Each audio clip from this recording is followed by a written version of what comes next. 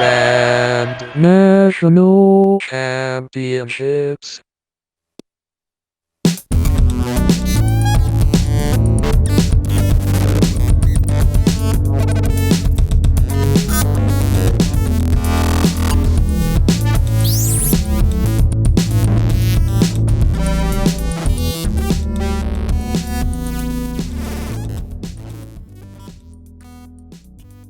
Hello, hello, hello, hello, hello. You are listening to Grand National Championships on the internet.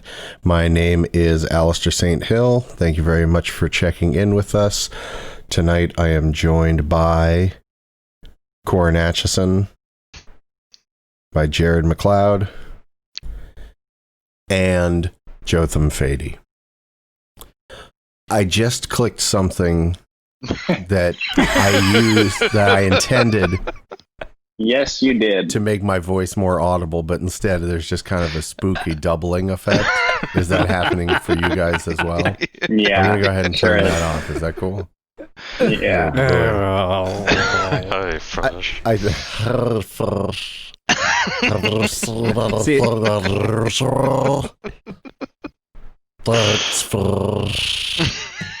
All right. I think I'm back to normal now. Yeah.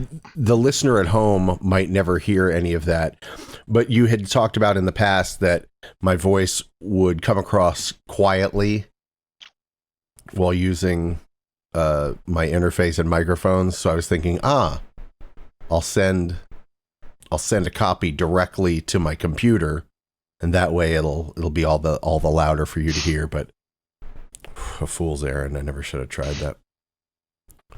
If you have anything you'd like to impart to us here on the show, you can send an email to us, us@thegncshow.com. Follow us on Twitter or Instagram at The GNC Show. Visit thegncshow.com for all kinds of other show information. And you can, of course, call us, leave a voicemail, or when we open it up for live calls on the air. Number is 727-379-4335. That spells out paper wheel. And any other thing you want to find out about the show, search for Grand National Championships or the GNC Show. Those are the main things we go by, and that's pretty much how that goes. This week, we're recording a little bit early this week, so we've had even less time than normal to accumulate experiences in this last, 5 days since we recorded. So not too much has been going on with me. There's been more school. This is the second week of school for our children who are in 2nd and 9th grade over here in our household. And it's getting kind of intense.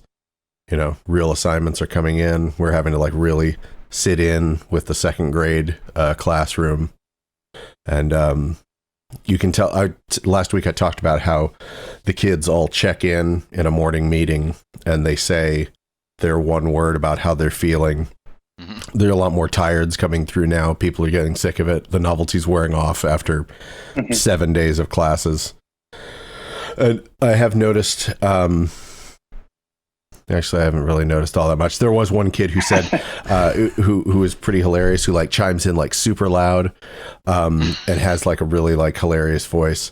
And they were talking about their feelings being colors. The teachers mixing it up, before they'd say just how do you feel, just say a word that defines how you feel. Now it's, if you turned your feelings into a color, what color would it be? And this one kid, and I can't, I don't know what sex, gender, or otherwise this kid is. All I know is they're super loud and they've got this kind of piercing voice. And they said, if my feeling was a color, it would be either brown or red, like a brindle, because that's the color of my kitty cat. And I was like, I could tell this kid brings the color, they bring their kitty cat into every possible conversation. They're just dying. How can I tie this into my kitty cat? It's brown and red, like a brindle. So I've been monitoring these. Brindle? Bwindle. Bwindle. With a W. Mr. Buendo. Okay. That's the color of my kitty cat. So I've been, monitoring these children. I've been doing my 2nd graders work for her because she realizes that if I'm sitting along, eventually she can just wear me down into just telling her exactly what the answer is supposed to be for any given problem. But I'm really trying, but this kid is just like outflanking me, strategizing me as far as just my ability to, my will to sit there and not help. Anyway, so that's been most of my time lately. I've been watching a lot of lock picking videos on on YouTube, because you watch one lock picking video and next thing you know you're starting to get all kinds of recommendations. So I've been watching a lot of the lock picking lawyer, just picking locks, picking any lock you can imagine in 90 seconds. Have you ever thought about becoming a lock picking lawyer, Corin? Not until just this moment. Although we have a mutual friend, most of us, who used to be a locksmith, and his stories intrigued me, but never made me want to be a locksmith. He would occasionally like drop some crazy knowledge. We were like out at a bar one night, and there was a locked gate that had like a digital security display. And he told me like the universal code to get through that door. He's like, oh yeah, it's just, XX whatever. And he put it in and it just opened. I was like, how do you just like, you get to just like know that stuff? It's like, yeah. And I get paid minimum wage. There's almost no training involved Well, I feel like maybe part of the compensation of that job is getting to break into all of these new places, just having the lockpick skills to go through that gate and to take whatever cars are behind it. You have to include that under your compensation on your tax return. He also, am I remembering this correctly? He would also come away with things from safes, from houses or safes. Yeah, that were like, they would like buy safes at auction to like open them up, and sometimes it was full of treasure and sometimes it was just nothing. Sometimes it was just a bunch of venomous snakes. It's only spiders. It's only spiders. He did he had to re-key a house for an eviction once, and I guess the people were gone, and the landlord said, whatever's here, like, you can whatever take, and he gave me 2 samurai swords. That's what I was remembering. He showed up at my house one day with actually the Highlander replica. It was a replica of the Highlander sword, and then like some other one that was which like far worse deserve. condition, obviously. And I had those like up until recently, like for a long time. They just sat in a closet. But yeah, what'd you do with them? Just showed up one day. I discarded them because they were like in bad condition and they weren't resaleable or usable. Usable. Were you gonna slice watermelon, spar with them? Slice watermelon. At home Gallagher. Well, that wasn't samurai swords, but still.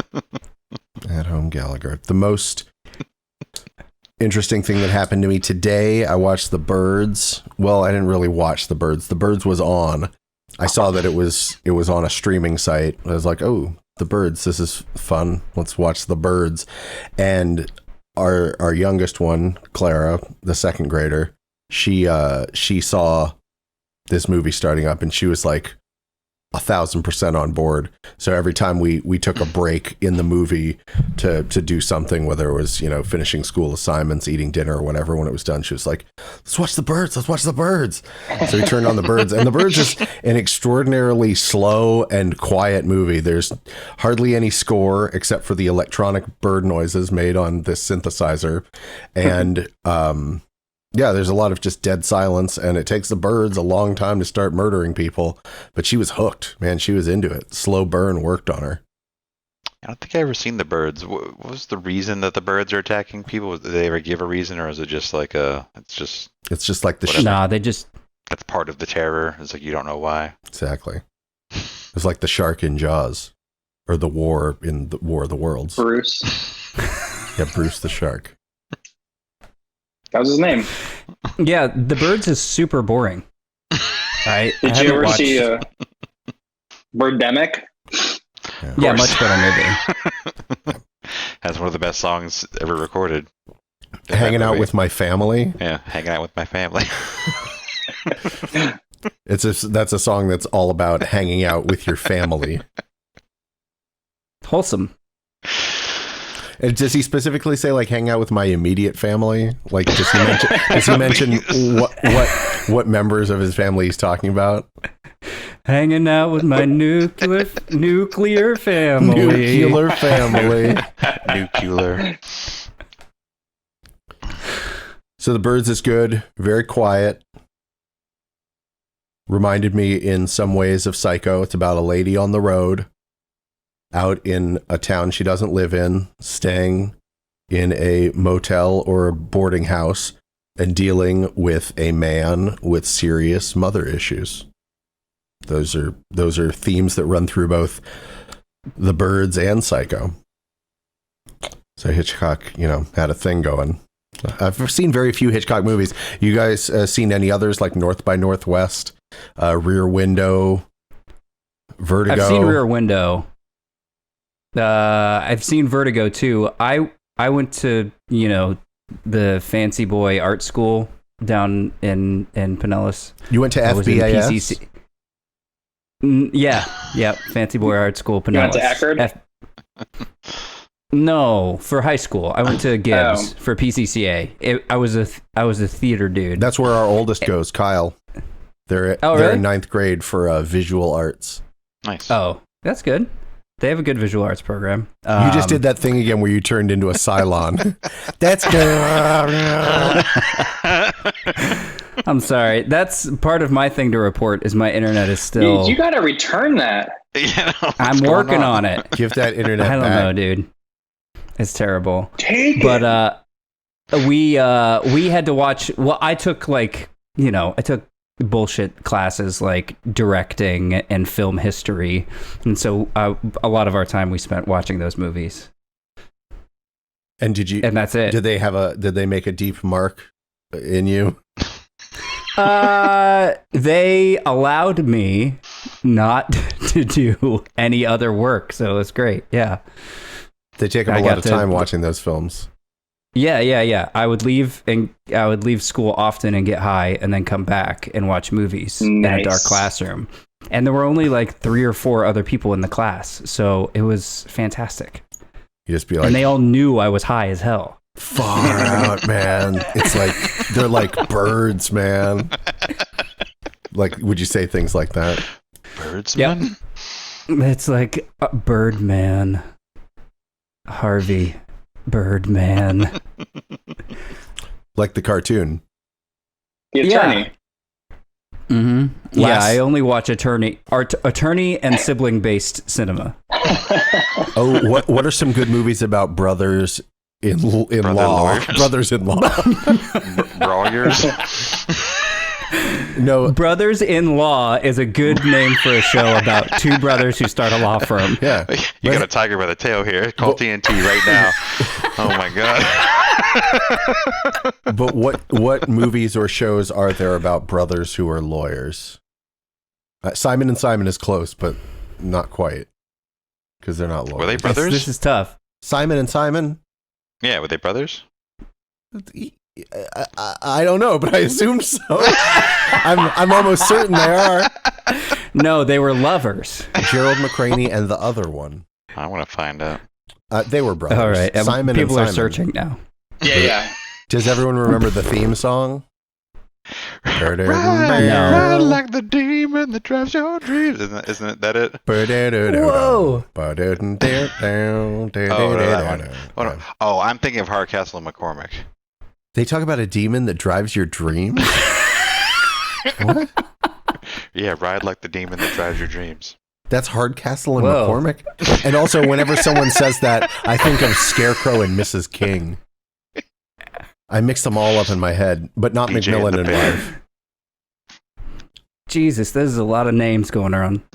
Well, there are a lot of those classic hour-long mysteries. Columbo, Rockford Files, McCloud, Hunter, Fred Dreyer, and Stephanie Kramer. Who's going to forget that? Magnum PI. Obviously, Magnum PI. Are you still looking up Simon and Simon? To me, Yes. Magnum and Simon were one and the same. I think they may have aired one after the other. They are brothers. Brothers Rick and A.J. Simon. Private detective agency in San Diego. San private Diego. detectives. San Diego. So yeah, this is a untapped market. I got to get Aaron on board and make him a lawyer. It can be a documentary, right? That's what it can be. Could be a biopic. You have to pass him off as a lawyer. He's not, but that's part of the show. That's the thing. Like you're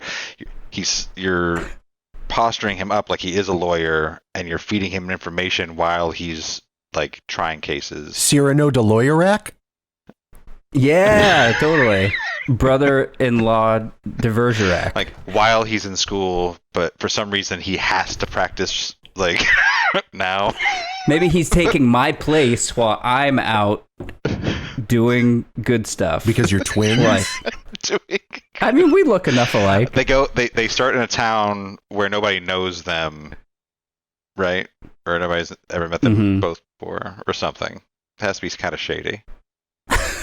And they have IDs where they almost look like each other. Oh yeah, that's right. Yeah, he's filling in for you while you're fighting crime in another way. Yes, working out. Thank you. Literally fighting. He's filling in just while you're working at the out. gym. He's filling in for you. With that it's a motion to dismiss. Yeah, 30 days to turn it in. That's it. And of he course missed the deadline, bro. And it's not exciting law at all. It's just like, it's all just like motions about like 5 more days of this, 30 more days of that. Move for continuance. Then Aaron nervously repeating what you say in the courtroom. Move for continuance. Corin is also always doing the same exercise. Do another thing, lawyer thing. Only military presses. The last episode, it's revealed that I don't have any legs. I've been sitting down and doing that the whole time. That changes. Big reveal, season 1. We got to greenlight this, brothers-in-law. USA or TNT will scoop this up in a heartbeat. For HBO. Yeah. All right. Yeah, big budget HBO drama. 2 camera shots so far. Corin just from the waist up. And a close-up of Aaron sweating. Looking through papers frantically. Oversized suit. David Byrne style. Yeah, oversized. Wearing your suit for some reason. Yeah. Yeah, I don't give him any of the money from being a lawyer for some reason. Like he's indentured, but unpaid. Yeah. Fill in for me, pledge.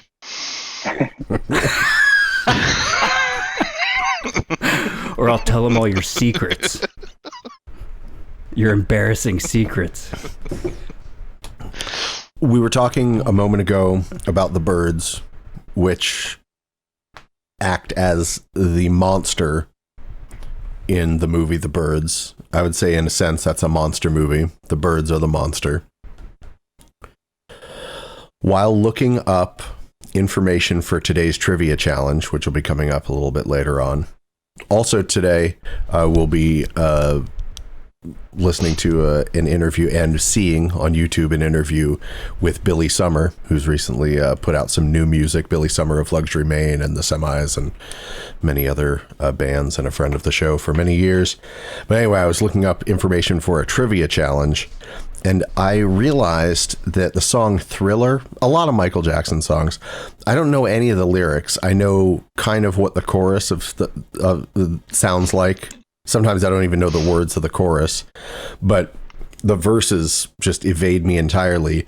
And I was reading the lyrics to Thriller, and I had no idea what the lyrics... I mean, I knew what they were about generally, but I had no idea like how silly they are. And I want to know, can you guys name the wackiest monster that that Michael Jackson names in the song Thriller? To me, it's a hands down winner, so I don't even have to look at the rest of the lyrics. I've just got one sentence. Monsters? He mentions Specifically? He mentions monsters. Yeah, he might mention a werewolf. Yeah. That's not the wackiest monster he mentions to me. Wacky I monster. just see the dance in my head. Exactly. Wacky the wacky monster. monsters that he names are not depicted in the video. Okay. They're just kind of zombies and werewolf type things in the videos. Is it that big hair monster from like Looney Tunes? Where with it's just sneakers? just sneakers and hair. Yeah, What was Is it, that thing's name? he mentions that monster. He says, you can't get away from that monster. That's just hair and shoes. Did you like my Michael Jackson impression? Yes, spot on. Is it the skunk ape? He does name check the skunk ape, but that's not the wackiest. No, there's no mention of the skunk ape in Thriller. Oh, Chupacabra? That would be pretty wacky. The line that stuck out to me was, "There ain't no second chance against the thing with 40 eyes, girl." That's a lyric by Michael Jackson from the song Oh, like a Thriller. beholder from D&D. I was gonna say, I think we fought one of those. There's no way to defeat a beholder, girl. But yeah, Maybe that's not wacky. Maybe he's like on some Lovecraft shit. I Like he don't was a doubt secret that he's like on some Lovecraft Lovecraftian. shit. It was a shoggoth, one of those things that have all the eyes. I think Is that was that right. it? Yeah. That's your PSN handle, right? Yeah. One of them. That was one of my PSN. a very handles. inside joke. Not even everybody on the podcast gets I that don't get it. I'm too busy looking at the lyrics got to it. Thriller. Game respect game.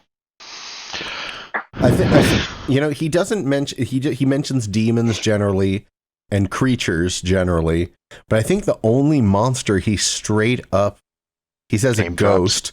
I can throw you more than any ghost would ever dare try. Thriller night.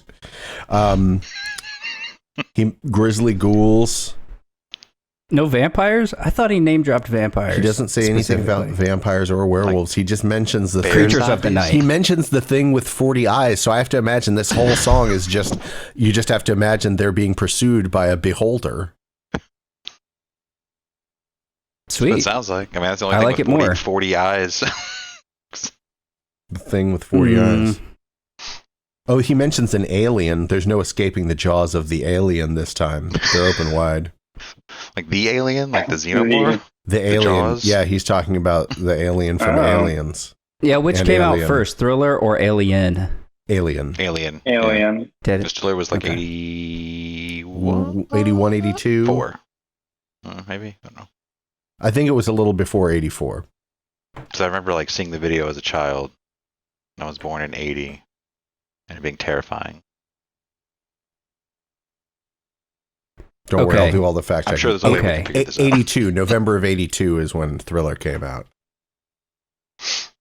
I just Googled Beast with 40 Eyes, Yeah.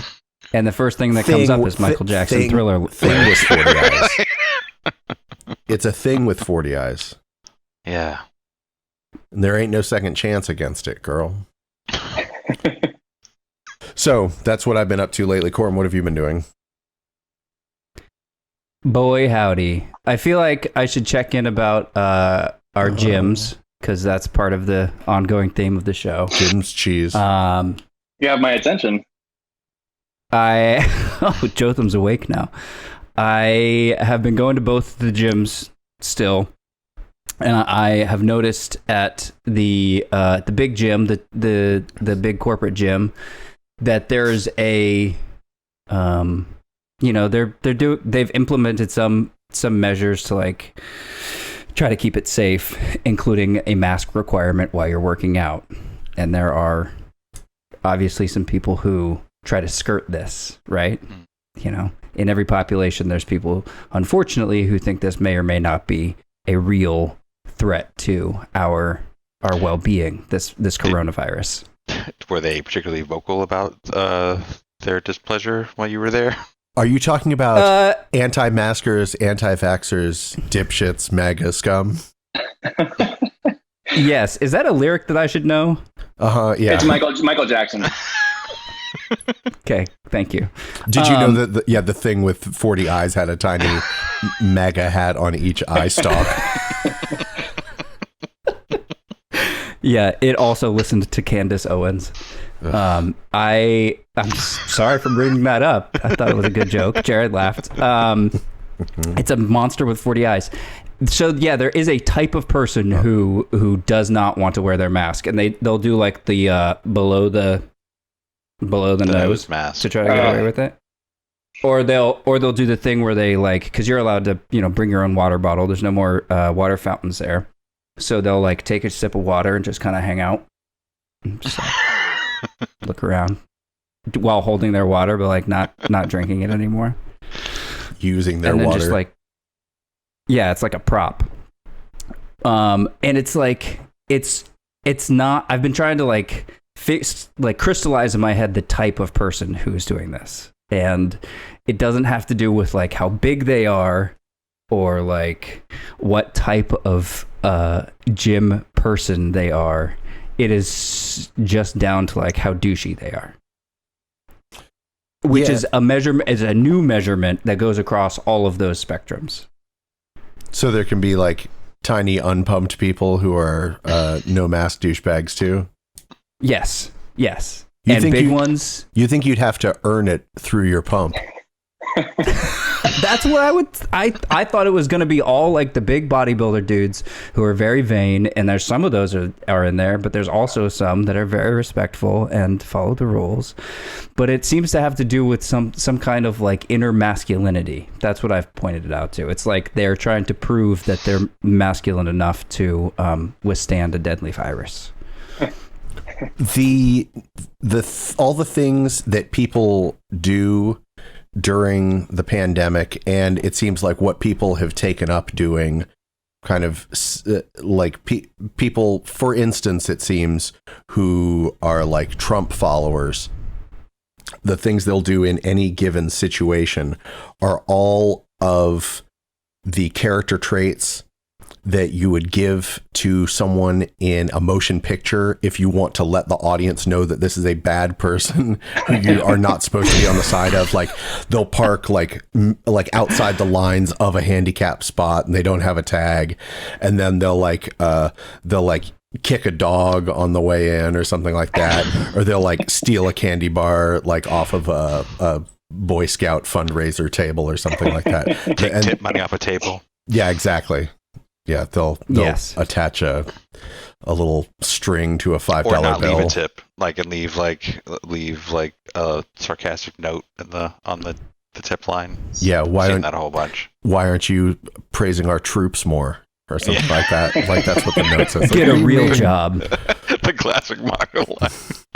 Why aren't you praising our troops more? A lot of people have gotten that tattoo since November 2016. Yeah. So yeah, that was that. It's not that funny, but it's part of my life now to watch the masculine boys and not wear because it's masks. part of your life. That makes it funny because your life is so funny. My life is hilarious. Yeah. It's only been 5 days. None of us really do much except work out and watch TV and go to work. I rewatched Detective Pikachu, the movie. Still haven't seen it. You haven't seen it? Not yet, no. I was really hoping you, in particular, had seen it. I feel like that movie is made for you. I kind of keep forgetting about it, and really. It's on HBO Max. Okay, I got that. You got that. My household watched it a month or two ago. It was on, but I didn't pay a lot of attention to it. Our oldest, Kyle, was probably the most emotionally invested in it. Clara, the little one, really enjoyed it kind of bit by bit, kind of on a moment-to-moment basis, just what some of the characters looked like or, silly sounds they made or something. But I know Kyle, our oldest, did have some qualms with the resolution of the movie and how quickly like certain characters who had bonded throughout like cast each other aside once like the ending washed out. I didn't really watch it closely enough to understand what the problem was, but yeah, how'd you like it? Ryan Reynolds? ... Yeah, I mean, if you can stand Ryan Reynolds for 2 hours, he's mostly okay in it. It's not a Deadpool movie, so he's not turned up that far. He's a little more subdued. And classic.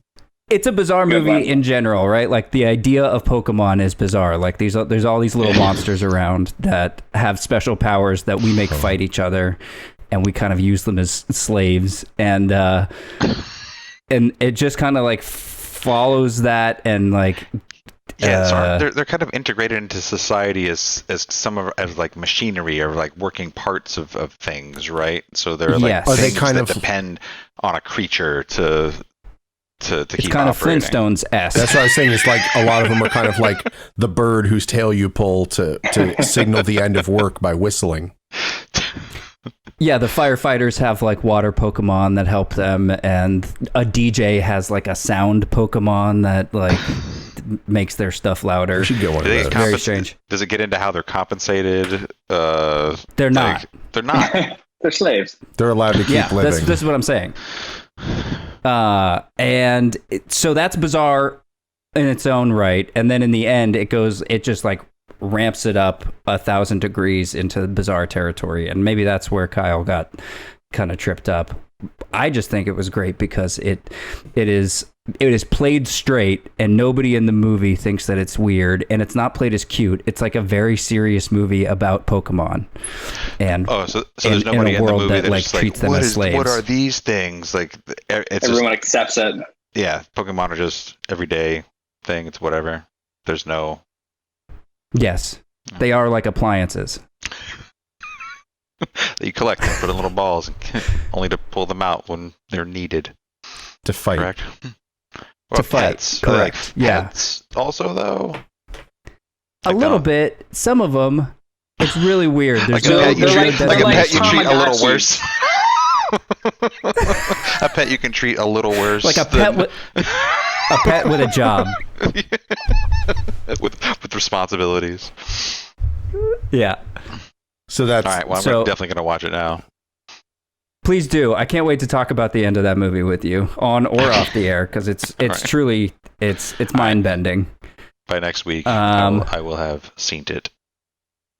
And the other show that I know Jared's been watching, because we've already talked about it, and I hope you guys have seen it, is the sex cult show, I've Which been one? watching it. The Vow.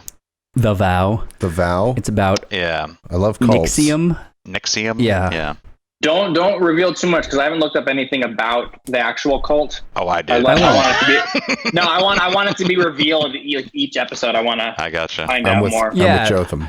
I read ahead. I couldn't take it. I wanted to like find out like all like everything that happened. But yeah. I just carefully didn't spoil Pokemon movie, and I'm not gonna spoil this Vow Well, show either, which I thank take much more you. seriously. I just want to say that this is not a spoiler, like, and I don't want to make fun. I know a lot of people were hurt. It's a serious subject, but like this guy, this cult leader, like I have never seen a more like mayonnaise looking dude to be the leader of a cult. Yeah. He's so like he looks like a fucking thumb. Like you wouldn't pick him out of a lineup. He's so unassuming. He's like a high school drama teacher. Like he just wears he wears sweaters, and he has like kind of ratty like shoulder You know who he length kinda looks hair. like? Do you He remember wants you to Jonathan learn about Colton? Neil Simon. Like Jonathan Colton, the guy that sings "Still Alive," like that. Like he looks kind of like him. Like kind of like long hair, beard, glasses.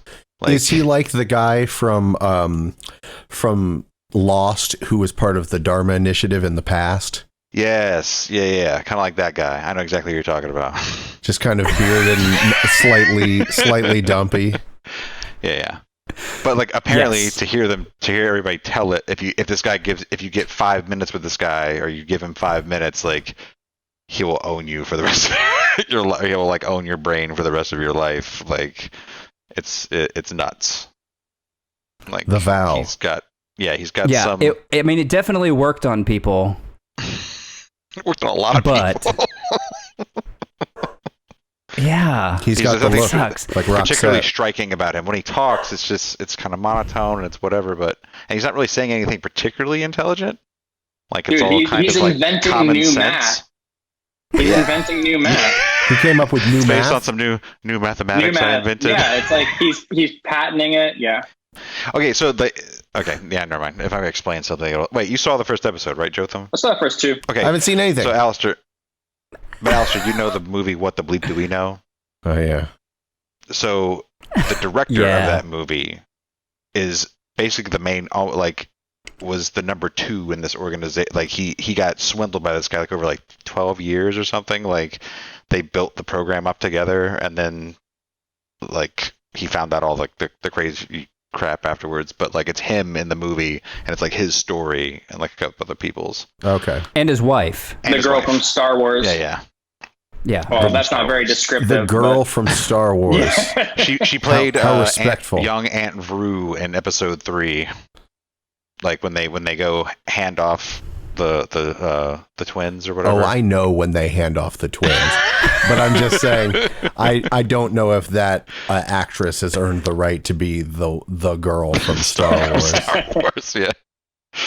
She's not Carrie Fisher. Yeah, that's the person. I will also say, though the show is engaging because of the subject matter, it seems that the dude who directed What the Bleep Do We Know has some creative control over the look of the show, and it's hard to watch because it's so like, I don't know, graphic-y. Well, here's the thing. I don't think he has it looks like a college like film student their final project. He's only like the subject of the show because I looked it up. He's not involved in like the production, but like the whole time he was with the organization, he filmed everything. Like he filmed everything and recorded every phone conversation. So I think they use a lot of his like supplemental materials for like their internal like videos and stuff like that. I'm super happy whenever any cult has like a serious like videographer and historian, because like the Source family, media person, yeah. The Source, that documentary, The Source, has some amazing footage just because they're like, we're so important that we should be documented 24 hours a day. So it's just like, yeah. Anyway, that's how they all talk. Yeah. The last thing I'll say about this is, I know he was very charismatic and his program worked or whatever, but the claims that they had about this dude in the beginning were very verifiable with one Google search. He claimed to have the highest IQ on Earth and to have invented all this shit, and all he had was like a degree in marketing and a lawsuit against him in New Jersey that said he wasn't allowed to do marketing anymore. You know that. Those are pretty good creds. Yeah, they built, but he like got the Dalai Lama on board. Dalai Lama. He got the Dalai Lama to notarize, like the seal of approval. Yeah, basically just got to sign off on it. I read about this. It was the Dalai Lama's agent who was having sex with one of the benefactors of Nixium, who got the Dalai Lama to go and speak there. And he was later arrested. Still got him though, right? Still got him. Still got that stamp of approval. And justify the means. Got a good pull quote for the book jacket. That's my life. Hey guys, I'm interested in the amount of lag that's going on. Because Corin, like you mentioned, your bootleg internet is really feeling it. And sometimes your words are being strangely elongated. Like you'll say like, what does it matter? And it'll come out like, what does it matter? So like you're coming across sounding slightly inebriated. Yeah. Ooh. Ooh. So I'm going to go 1, 2, 3, 4, clap, clap, clap, clap. So I'm going to ask all of you, when I count in 1, 2, 3, 4 in the same rhythm, if you would give me a clap, clap, clap, clap right after that. So 1, 2, 3, 4. Oh, look at that. I feel like Corin is a full 2 claps behind. This is going to make trivia very interesting. Jared, what have you been up to this last week? I also saw a movie. Actually, I saw a trailer for a movie. A trailer for the trailer, and the trailer comes out on September 9th. for Dune. Oh, Denis really? Villeneuve's Dune, and it looks amazing. Hell yeah. You're hyped about it, these sandworms? Oh yeah, yeah. Just the teaser trailer for the actual trailer was enough to get me really excited. Was it just voices going, Shai Hulud? But I saw Kwisatz that Haderach. before I saw Tenet. I went to a movie Oh. theater. Oh, you saw Tenet? and saw Tenet Oh, yesterday. with a don't friend of tell our- me friend of anything the show, about it. John Thumb up or thumb Miles, down? and his son for his birthday. Tell you about the movie? You want to hear all about it? No, I don't want to hear anything about the movie. Just thumb up or thumb down. Big thumbs up. All right, shut up. Although I don't think I absorbed quite as much. It's pretty dense. It's kind of like for a Christopher Nolan movie. It's pretty dense. But the action cinematography, it's amazing to look at. Crazy action sequences. But as far as like the whole thing that's going on in the movie, it's extremely confusing. It's a thinking man's Christopher Nolan. Yes. It's a Christopher Nolan movie for Christopher Nolan people. Yeah. So yeah, it was great. But here's what happened. I got tickets for the IMAX show, the IMAX showing, right? So we get there. It's supposed to start at 5:00. At 5:05, the staff of the movie theater comes into the theater and says, the IMAX projector's broken. Sorry. So they gave us passes for a return visit that we can use on anything, and then let us transfer to a regular showing, which was an hour and a half later. So we spent about 4.5 hours in a movie theater to watch a 2.5 hour movie. Were you right tired by the end of it? Yes. But it was worth it because the movie was amazing. How were the precautions? Very good. Everybody was distanced. When you bought tickets, I think it automatically spaced 2 seats between like whatever parties were there. So like when you bought tickets, it blocked out like the ones that are on the ends from like we got 3 tickets, so on either side of us they were blocked off. Everybody was wearing. They required masks, but oddly enough, not if you were consuming food or a beverage, which is kind of like the thing of the gym where the guys can take the mask off, like as long as you're drinking something, So of course that was a thing, but I didn't feel like it was gross or I was in danger or anything. Like it wasn't like filled up or crowded or anything. It was good. That's the first theater experience I've heard of in some time. I didn't even know. When you mentioned it, I didn't even think about it. Like, is this the first opening it's like the kind around of the first here? wave because I got I had an alert set up to let me know when the tickets for Tenet went on sale, and it was this past weekend. I think it was like Saturday or Sunday that it came through. I snatched them up quickly. Interesting. Jared's on the first wave, the bleeding edge. We'll find out if he gets hacked down by disease. Keep an eye on. Well, Jared. he's already had the disease. Yeah, We'll see if he can get reinfected. Oh, I didn't know that. Non-symptomatic. Yeah, completely asymptomatic. Sorry, asymptomatic. I forgot I was dealing with scientists. I found out that I was exposed, and then I got tested, and they told me I was positive, and then I just stayed inside for a long time, and they cleared me, and I never looked back. I didn't have any symptoms. Never look back. You can never look back. Jotham, what have you been doing? Oh, sorry. Is Jared done? No, I was gonna say I also don't have any. I got a new piece of workout equipment for keeping on the gym thing. Resistance I got bands. A bicep isolator for curls. So it's a thing. It's a curved bar that you wear around your chest that has 2 panels on the outside to keep your arms locked in place, so you can do curls without like cheating. But sometimes you'll just wear it out. Like, did you wear it? You wore it to the movies. It's almost a torture device. So you could bring the popcorn right up to your mouth. Perfect form and every time. And your soda. Yeah. So is there just one fit of those and you just snug it on to your size? Yeah, it's one size fits all. The strap is adjustable. The one that goes around your neck because it kind of like hangs. I'll tell around you. your neck. I'll tell you what. I'd love for you to throw that on. Come stand in front of your camera. I wouldn't mind I've seeing that never at all. seen one of these. Oh yeah, He's gonna isolate his bicep for us. This is something. this is gonna be By- good. By First D time. Moose Fitness. D There we moose. Get rid of those moose. go. No more moose. No. Oh, look at that. So here's the thing. Yeah.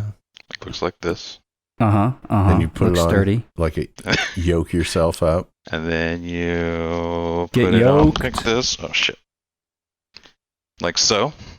Yeah. Okay. Then what? Then you put your thing like this. And then you curl, baby. Like some, It's just some like a preacher wearable- curls. Like a fence. Yeah. It's like a wearable fence that you just kind of lean up on.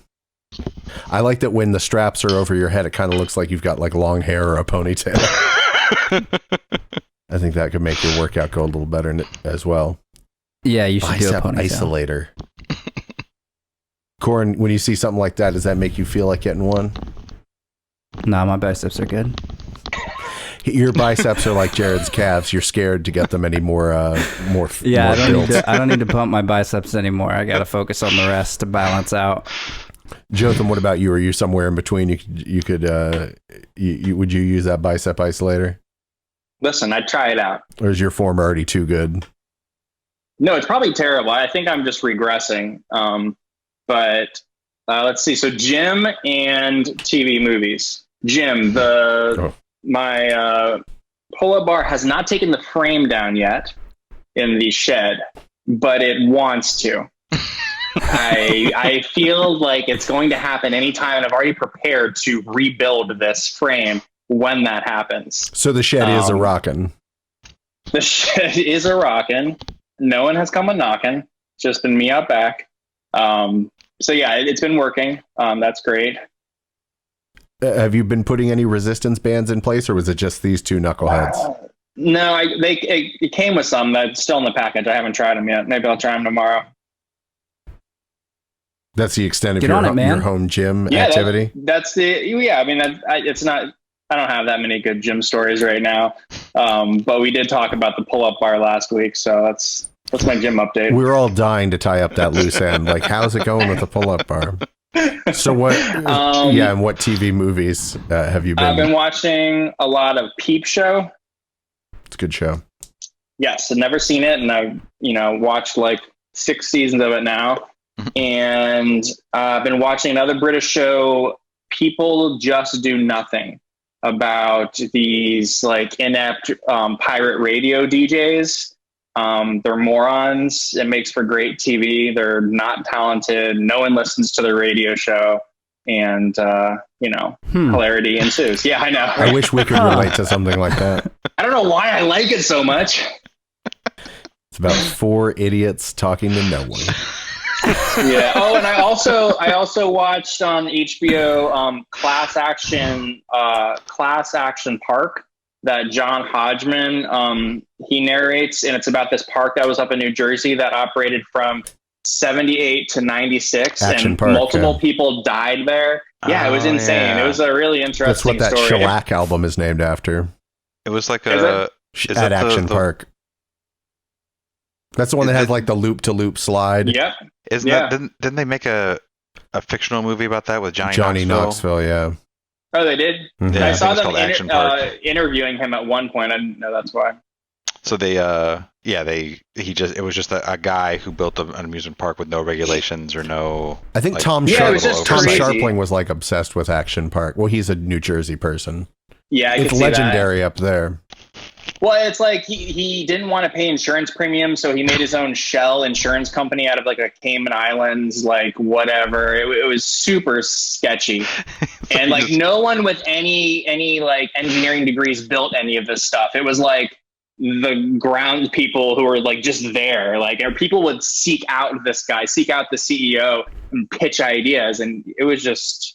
They would just see what would stick. They would test it on the employees. They would have $100 bills at the bottom of the slide. Like, I mean, Got another idea for a ride. Yeah, that's how they explain it. Yeah, that's what it was like. I kind of admire their spirit of Gumption? So you just wanted to hurt their people. spirit of gumption. Yeah. Well, and the way they explain it is like the guy like he creates this place where you can like go as fast or as hard as you want, and you might get hurt, but you knew that going into it. Oh. So like he provided exactly what he was advertising. So it was kind of like he peer pressured people. He was like, "You can come here if you're not like a pussy." Was that? Well, and then you have a bunch of people from Jersey just yelling out "pussy" from the side, and there's alcohol involved. It's 45 miles from New York City, so it was all like Jersey and New York City people. Oh, the worst. So you can imagine, yeah. The That's best pretty peer interesting. pressure. I love it. Action Park. What fun.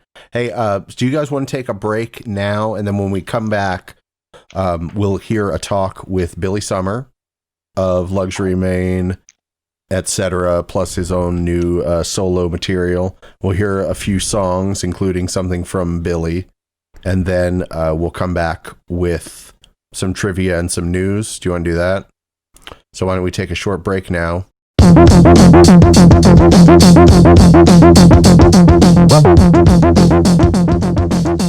Joining me now on Grand National Championships, very happy to have a gentleman that you may know from Luxury Maine, from the semis, from the Black Honkies, from, dare I say, numerous other projects. He's a friend of the show since back in our radio days. And he has some new music out. We're going to talk to him about a lot of ongoing things with him. Mr. Billy Summer, very glad to be visited by a man of your stature. Thank you. It's good to be here. This is a place befitting a man of my stature for sure, and especially the show, the Grand National Championship show. And I'm pleased to be here in my spare guest room. Do I see a wardrobe hanging back there behind you? Or are those some of your clothes back there, being a fashion plate? Yeah, that's an Etsy, a big bunch of Etsy stuff that I'm hoping will pay for my next frozen burrito. Absolutely. You can't be seen in the same outfit twice, obviously. So I'm sure you've got a lot of turnover. A lot of turnover. I put it on. It goes from me straight to the rack. So not only are you getting the clothing, you're also getting the stink. Absolutely. In case you want to get a little stink on you. Game-worn jerseys. So yeah, it's pre-stained. So Billy, I want to talk a little about the new music that you're putting out and that you have been putting out of late. The new song that you've released is called The Lion, and you've kind of implied on some of your posts about it that it's the first of kind of a batch of music that you're going to be putting out. Tell us a little bit about about this song and about what this upcoming material is kind of going to be like. Yeah, I'd be glad to. Well, I'll tell you what happened.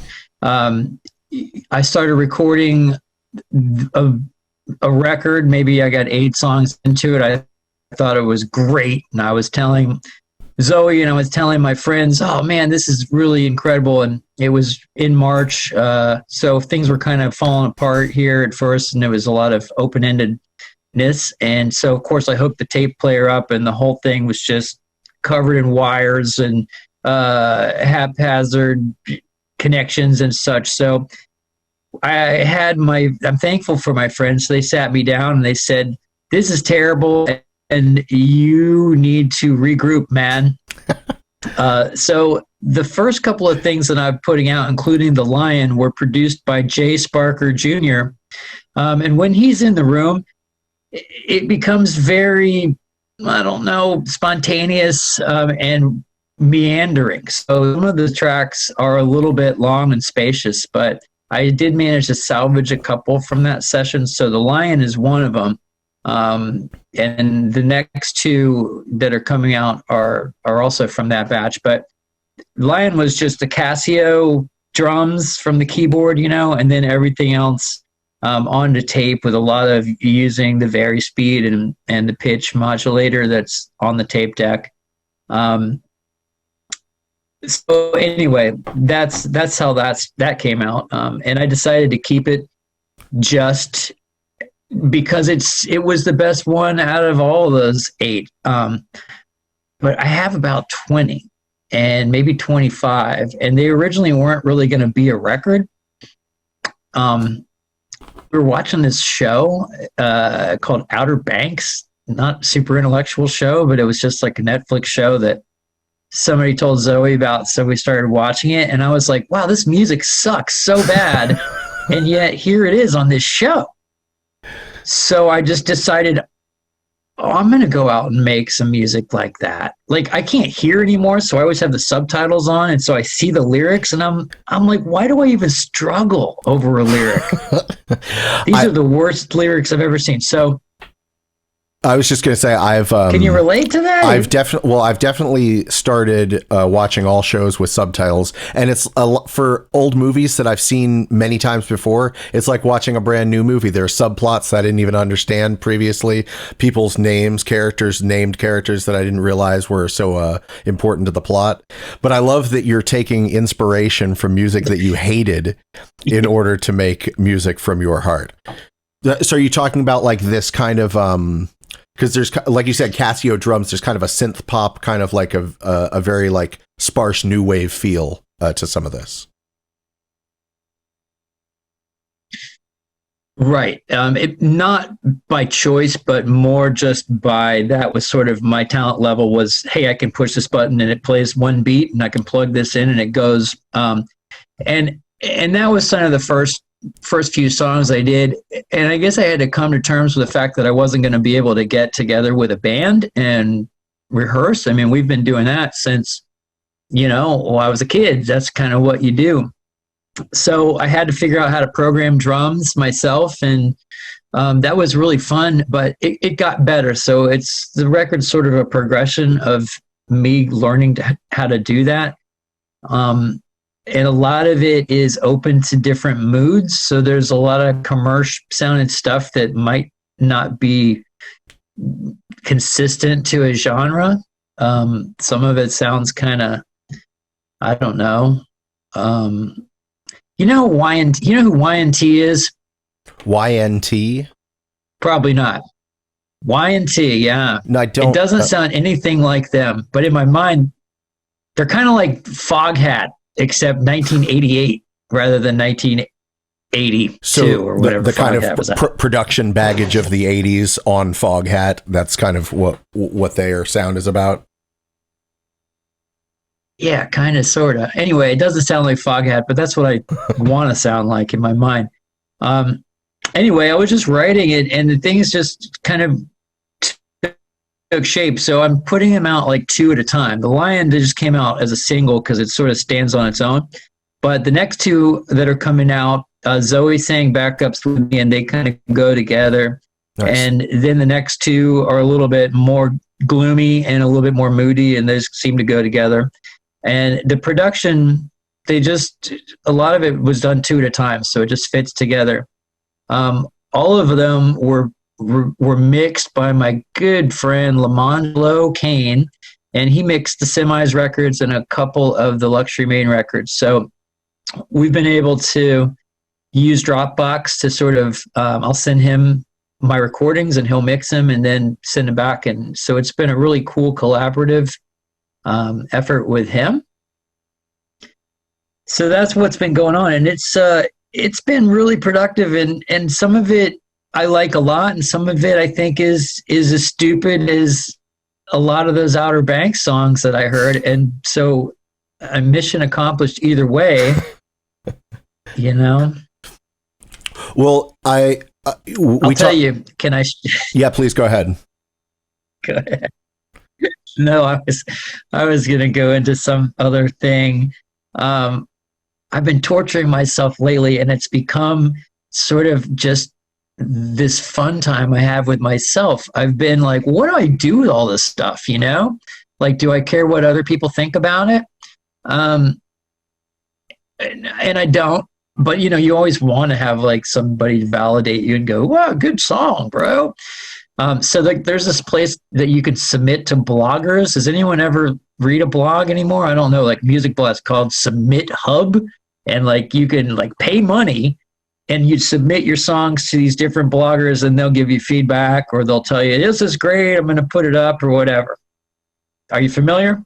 I am familiar, and I actually just recently went back because there definitely the heyday of like blog, MP3 blogs for me was 7 to 10 years ago when I was constantly just like going through a rotating like dozen different blogs that I knew would post a couple of things every week, and like downloading MP3s and just like kind of getting all these like random snippets of stuff here and there. So I definitely spent a lot of time on music blogs. I feel like Spotify has usurped a lot of that, just like their recommendation engine, and as well as like the occasional Bandcamp and SoundCloud thing. But yeah, for a while I was deep in the blogosphere. Right. And I think a lot of these that you can submit to are you buying yourself a chance to be on somebody's playlist that I guess, a lot of people listen to. Anyway, I've written down some key adjectives, some descriptors that I've gotten. So this is feedback from some of the songs that I've submitted recently. I've only submitted a couple of songs, so hopefully you'll have me back on the show after I'm done with 20 songs, because now I'm addicted to this. I wake up in the morning and I open my email to see how many declines are in the subject lines of these emails. And, at first it's like, oh, but then it just becomes like, well, what's next? So that's life on the Outer Banks, baby. It's totally, and it sums it up. So I'm thankful to the critics for allowing me these quotes. I needed some material. So in the past week or so, I've gotten these responses. Basic, and it is basic, so it's okay. Monotone, like it. I give you that. Derivative, okay, that hurt. Well, it does have guitars. Slow. It does. It does. Slow. A lot of it's slow, like in negative. I was going to say, like slow. There are a lot of much beloved songs that are slow. I would say slow is more of just a descriptor than saying good or bad either way. I think it's a real passive aggressive way of saying something else, because most of the songs I love are slow. Just tell me what you're trying to tell me with it. Retro. Okay. Retro. What is that? I don't old? know. I feel like retro could go either way. Either they're saying like, this is from the past, man. This is a retread, or it could be like it's a cool throwback. I feel like that's a fairly neutral one. What else you got? Yeah. I think. Oh, what else I got? Unexciting. Jesus. Unexciting. Explain this one. All right. And the next one is twee. I'm almost 50 years old. What's twee?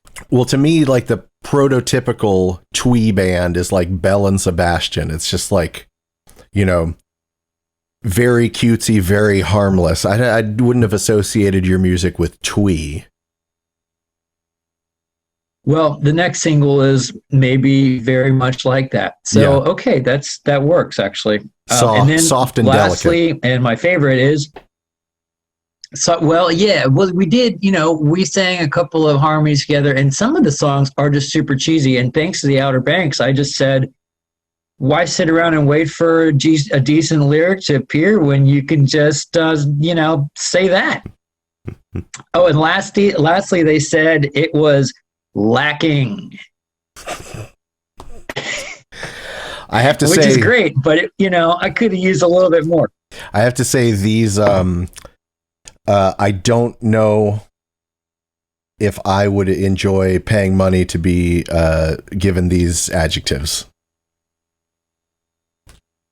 But wouldn't you want to buy a record that the critics have claimed to be all of these things and more?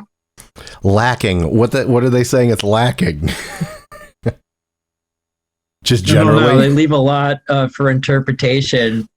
This is what I think about when I wake up. I read these and I'm like, lacking. What am I lacking? Do you think this is good for you? But Are you energized and interested by the way that that these people give you feedback? I mean, I'm sure you're also getting positive feedback.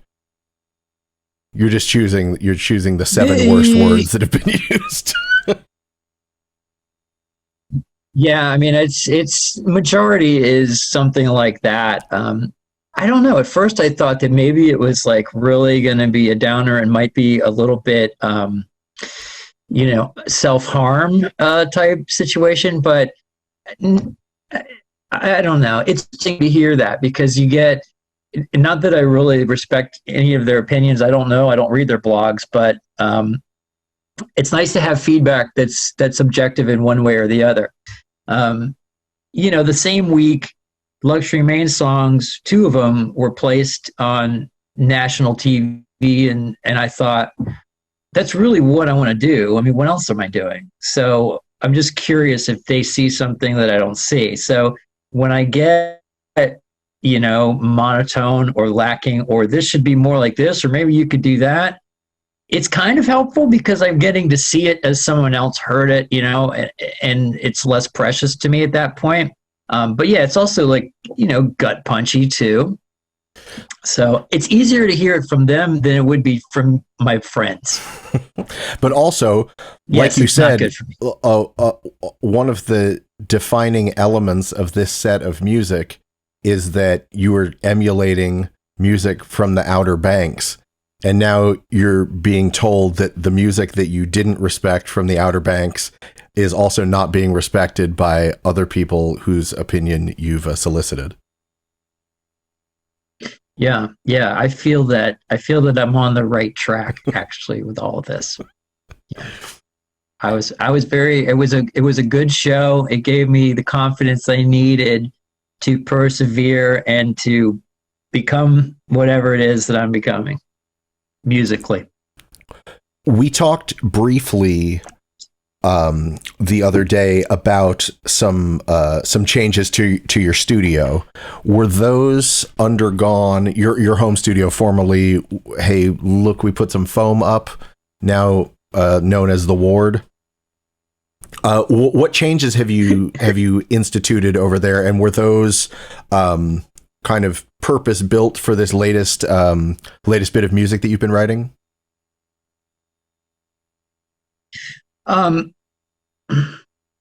Yes, I think that anybody that knows me well knows that I lose it and I unplug everything, and then somebody gets a phone call to help me put it back together. I know numerous people who have gotten the patch bay phone call. What? You unplugged your patch bay again? Oh my God, man. So we've had a couple of those, or, hey, it's time to move the mix position. I'm not writing anything good conversation. So it's mostly just voodoo. It really, like, I took the foam down and I put these fancy panels up, but the truth is I don't mix very well. So it looks really cool, but, and I'm more confident and it probably does sound better, but do my mixes sound ready to go? No, they don't. And another thing I did, is that I was running through lots of outboard gear and lots of hardware, and surprisingly, when I unplugged it all, it started to sound much better. So I'm currently just staring at that. And then I put a new floor in because I share the studio with my cat who sleeps there, also pees. So it was becoming like the place that only I could really dwell in. And it was kind of one of those moments. It was a sit-down moment. It was a, what do they call it when you're on drugs and the people come into your house? Intervention. An intervention. It was an intervention. They're like, yeah. So I was intervened on. You need to make a decision about this studio. Either burn it down or improve it. Yeah. It was needed. So, Well, I mean, a lot of it was just because it was a band room, glorified band room. So with the drums out of there, just freed up the space. I was really looking to make it more of a creative space because as we're all in this boat of, how do we make our isolation a little bit more comfortable? I guess for me, I was fortunate. I feel like I had a lot of creativity in the past 6 months, and I wanted to make the space as comfortable and happy of a place as I could. That I wanted to go out there and create music. So that I definitely did. So it's a lot more streamlined. And somebody told me something the other day about Virgos, because I said, I'm a Virgo and I like organization. But if anybody's ever been over to my studio, they know that I don't know anything about organization. And the guy said, he's like, I found that Virgos like the idea of organization, but they're not typically that organized. And so, there's I an found absent-minded professor element to it. Yeah, it's definitely like that. It's cleaned up a lot though, and it's really nice. And I've been really fortunate to have that in my backyard. I mean, since I was a youngster, we would always practice in warehouses with no AC, and that was just kind of how you did it in Florida. And of course, there'd be a row of death metal bands all the way down, and you would hear a little bit of everybody coming through the walls. And so this has been a real pleasure to be able to be somewhere quiet and think about music. And so, and I hope that the rest of this music, finds an audience, but if it doesn't, screw them. The audience, that is. There's another release on your Bandcamp page, at least, of instrumentals from 2020. Are those part of that that collection of not abandoned, but reworked recordings from earlier this year? What is the story on those? Man, I forgot about that. Thanks for letting me know. I hope nobody's bought them. This just goes back to me being kind of an illiterate computer guy still, even after all these years. One of the places that I work with was like, I need a a link to your new instrumentals, and I was like, I don't know how to do that, so I just put one on Bandcamp, and that's what that is. So I would like to erase that now if that's possible. But yeah, those are some of the ones that I was doing, but they're not really made to be instrumentals. That's just them without it. So I mean, if this stuff's basic with lyrics, you can imagine what the instrumental will do for you. Nice. I would call it unexciting and lacking, Billy. Lacking vocals, yes. But yeah, that's them. Another thing I've been doing that I don't think I told you about was, I had worked with the band Hotel Life the last couple years, and lately I've been able to do that virtually, or whatever you want to call it, remotely. Joe has been working with a studio, Pharmadelica, in Pine Island, Florida. And they're getting an amazing sound. This record is really, really, really good. And I can't believe how good it is. So they've been sending me the tracks, and I've been able to play guitar on top of them and send them back. But that's another project that I'm really excited about. And I think that it's going to do some pretty cool things whenever it gets released, which is, I don't know when, not that long though. And is that project going to, has that expanded or evolved since it started? I know you're saying you're working on it remotely, which is definitely an evolution of sorts, but how has that project developed since it came about? It's developed. It's gone through a lot of lineup changes. Captain Joe had written some songs at first, and we put them together, and he used Luxury Maine as his backing band, and we did his first records that way. This is stuff that other material he had used his musicians down in in Pine Island, Howard Walken and a couple other guys. So it's a beautiful sound. He has our friend Gina on harmony vocals, which sounds incredible. So, I don't know what the plan is. No one really knows what the plan is these days with that kind of stuff. For me, it's fortunate because I really don't have any ambition to go traveling around, really, but I'm sure that Joe did.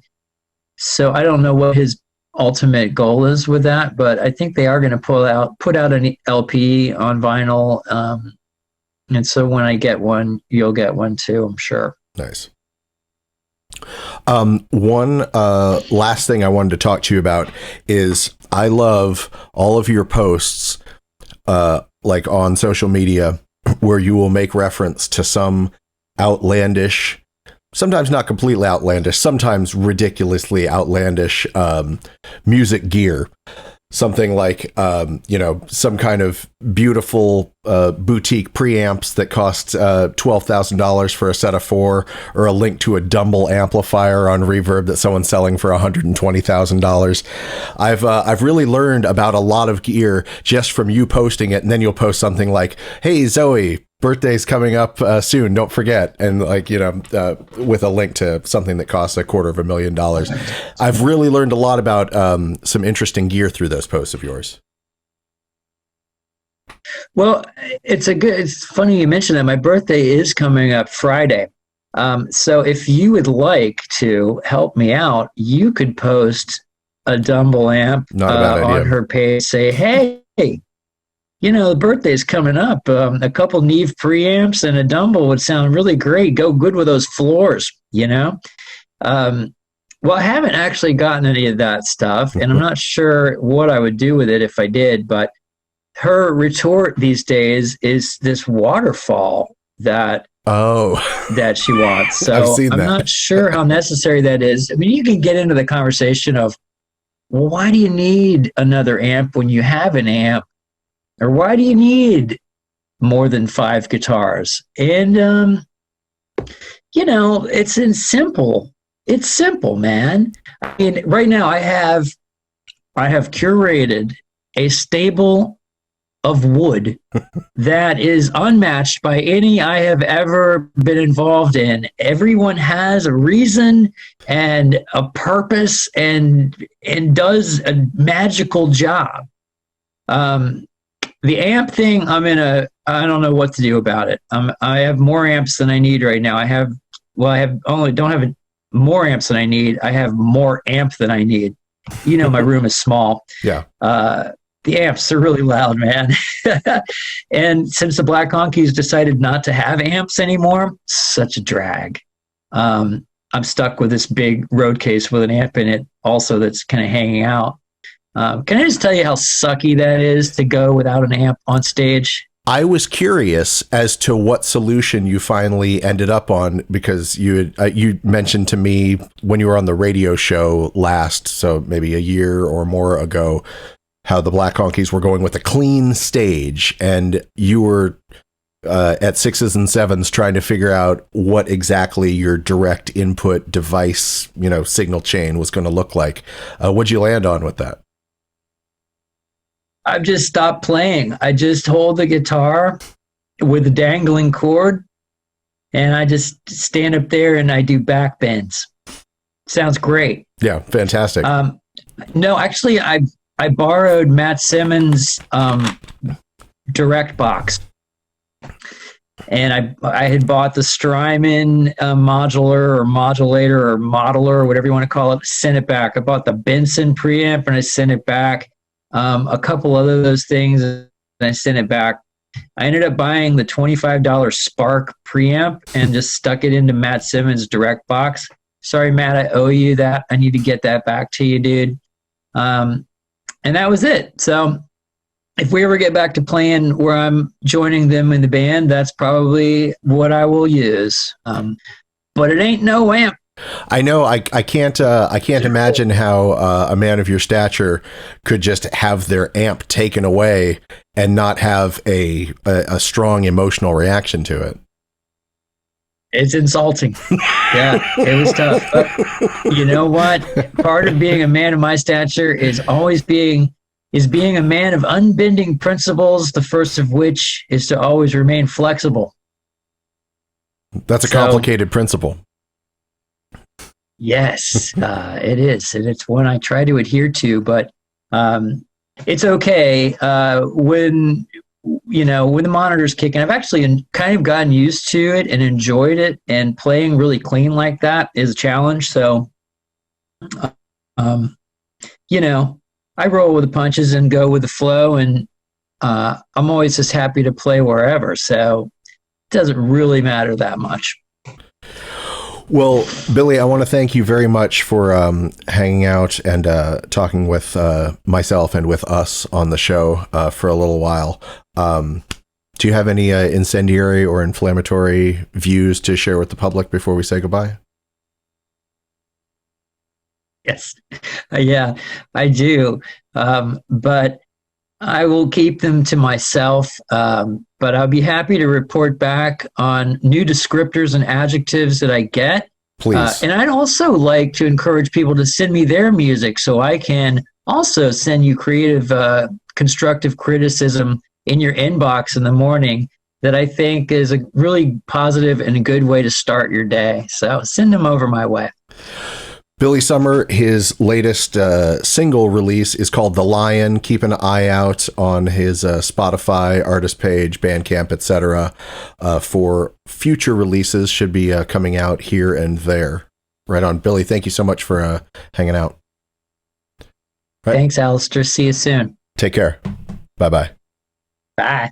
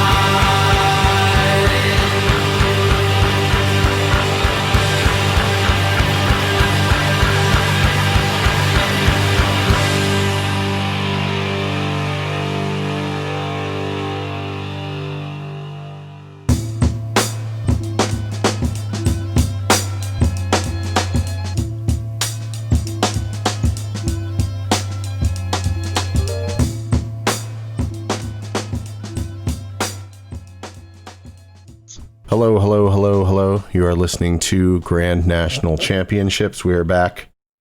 Hope you enjoyed that talk with Billy Summer, as well as some music from Billy Summer, No Milk, and CODY during that break.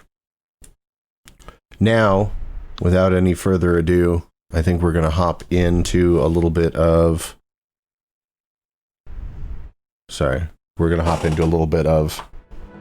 Oh boy.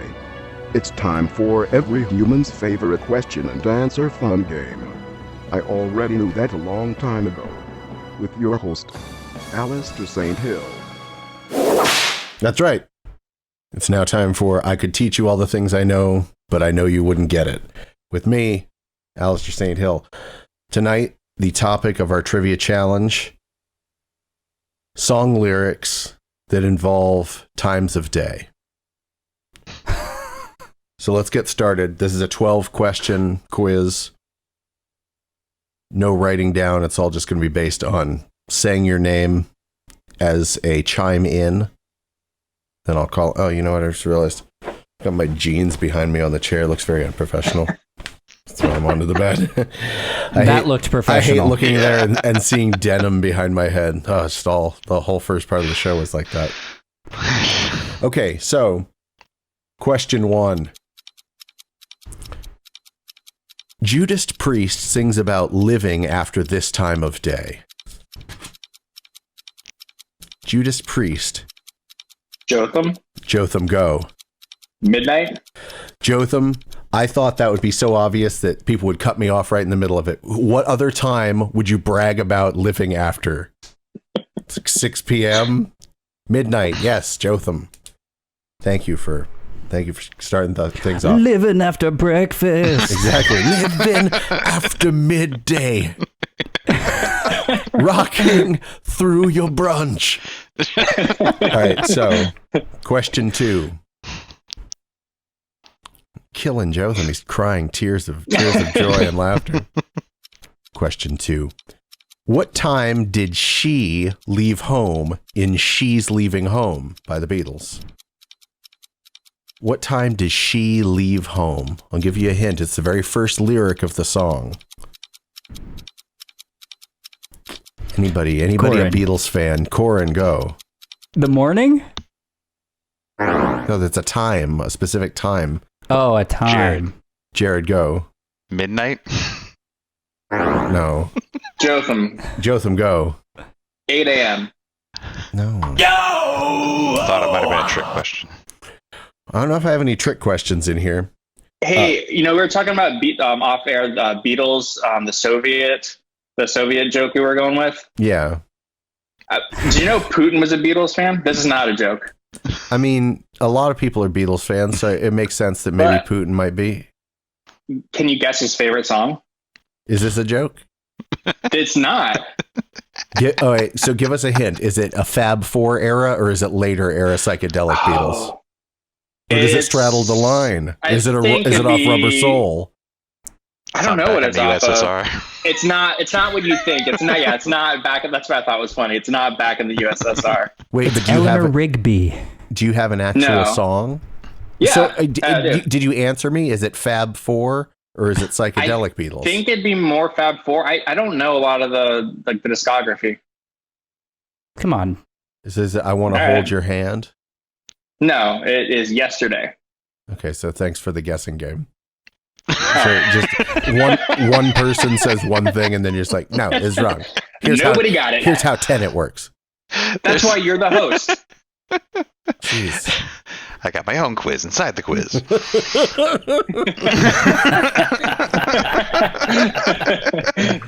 Yeah, see? Okay, so each of these is a specific time of day. So, Jotham's leading 1-0. Question 3. When does the regular crowd shuffle in? Jotham. Jotham, go. 8 p.m. I can't believe the things you say. No. Oh, I know. Jotham. Go ahead, Joe. Oh, wait, no. 5 o'clock. No. Okay, does anyone have an answer? It's 5 o'clock on a Saturday. 9 o'clock on a Saturday. The regular crowd shuffles in. Damn it. This is all, I mean, we're led to believe this by the narrator, but who could believe a piano man? Question 4. Jotham still leads 1-0. I should just skip this one. No one's getting this. What time did the Bengals start their Manic Monday? What? 8 Corin. Go, Corin. 8 a.m. No. Anybody? That's what time they should have. Jared. 9 a.m. Jared, go. Midnight? No. And Corin shouted something out, so no. 6 o'clock already. It's 6 o'clock AM? already. They're right in the middle of a dream. Well, that's not a specific time. I mean, that could be either one, right? It says 6 o'clock. It's the morning. It's Manic Monday. It's about starting your week on a low note. Maybe she sleeps in. Maybe she works nights. She sleeps into 6 p.m. It's a Manic Monday. Wouldn't it be a high note? I'm with Jotham. What's going on here? We losing control of the show? Jotham's winning, by the way, Corin. That's your enemy. Why? I don't have any enemies. Before you, no enemy. Before you logged on, I said all I want to do is beat Corin this week. Yeah, you That's do true. have an enemy. All right, well, I guess I have an enemy. I didn't know about it. I thought I had a bunch of friends on a podcast. Question 5. When did the kids from Brick meet up to get their abortion? Bonus point if you can, I should can know name this. the date as well. Bonus point for the date. I don't even get the reference. Corin. Corin, go. 6 a.m. For a bonus point, can you tell me what day? What date? No, I can't. I can't pull that. 1 point It's for been a long Corin. time. 6 a.m. day after Christmas. I was going to say Oh Christmas yeah. All Oh right. boy. Ben Folds. Day. Are the Maybe I bonus should go back. Okay. Are the bonus points up for grabs by other people as well, or does the person that gets the question right only get the shot at the bonus point? That was the only question with a bonus point, but yeah, anyone could have Well, gotten I mean, it. for the future. Yeah, anyone could have gotten the bonus point. Okay. Did you have it? No, I didn't. He might in the future. Yeah, I'm just saying I didn't know if the bonus point was strictly for the person that got it right. Therefore, it being a bonus. I would have guessed it was. Okay. I love all this rules talk. Questions. Hey, that's the way the show goes. We discuss the rules as part of the show. Question 6. How does Matchbox 20 know that he's lonely? Jared, Go. it's 3 a.m. It's 3 a.m. He must be lonely. I should have got that one too. You know, I saw them at the State Theater once. Yeah, did you go hang out and In blaze 8th with grade. him afterwards? Did I do what? I asked if you hung out and blazed with him afterwards. No, but Jet did try to buy Coke from me once. Who did? Jet? Oh, Jet. I thought you were saying a name of a Like member Joan of Jett? Matchbox 20. Yeah, Joan Jett. No, the Australian band with the iTunes hit. I said, Yeah. I The said, Treadmaster? when are you? How are you going to be my girl? What's the name of the song? How you going to be my girl? How?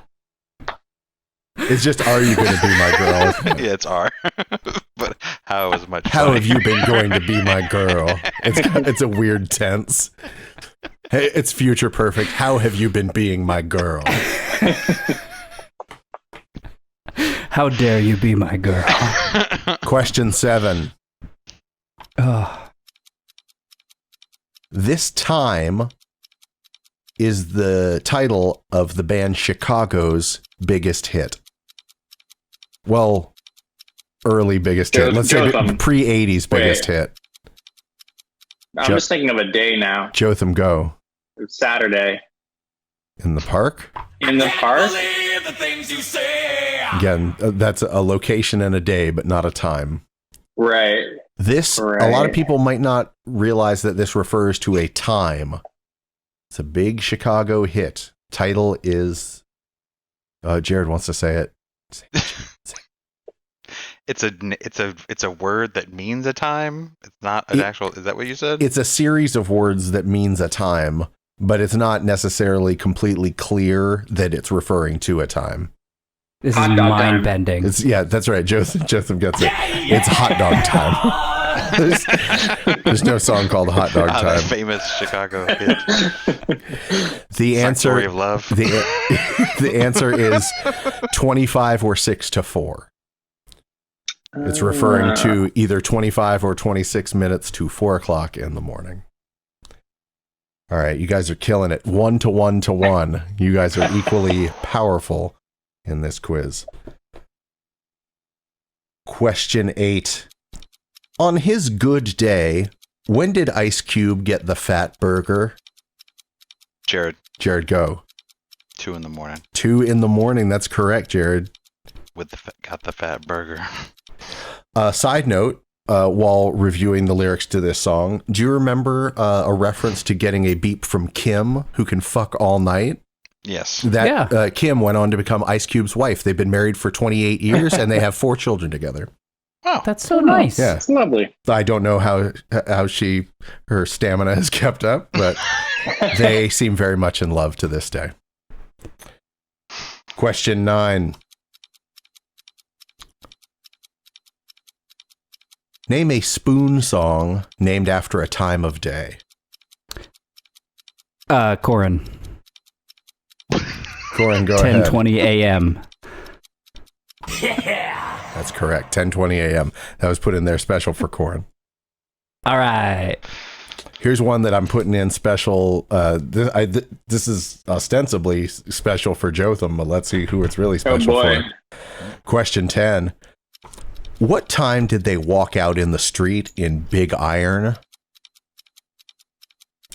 It's Marty Robbins, right? Big Iron? Jared, Go. high noon. No, it wasn't high noon. That seems like a good time. Just before that, anybody? 11 a.m. No, it's not 11 a.m. I forgot how this works. 20 I gotta say my name. 20 past 11, by the way. 20 past 11. So right now, Jared and Corin tied with 2. Jotham just behind with 1 point. We got 2 questions left. You're both Both my enemies. Beatles related. These are Beatles questions.